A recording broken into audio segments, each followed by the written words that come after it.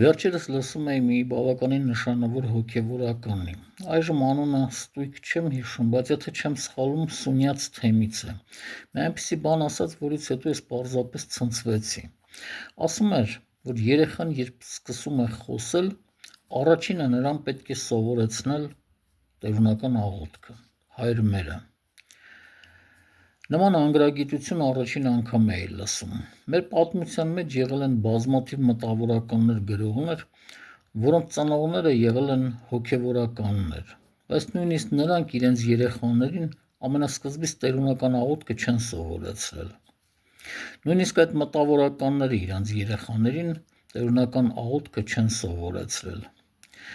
Երեխան երբ սկսում է խոսել, պետք է սովորեցնել մանկական բանաստեղծություններ, ապա հայրենասիրական։ Ինչ վերաբերում է տերունական աղոթքին, ապա երեխան ամենասկզբից պետք է իմանա Վահագնի ծնունդը, որը մերն է, ապա նոր տերունական աղոթքը, որը համամարտկային է։ Ինչ վերաբերում է տերունական աղոթքին, որը վերագրվում է Հիսուս Քրիստոսին եւ ներկա է Նոր Կտակարանում, ապա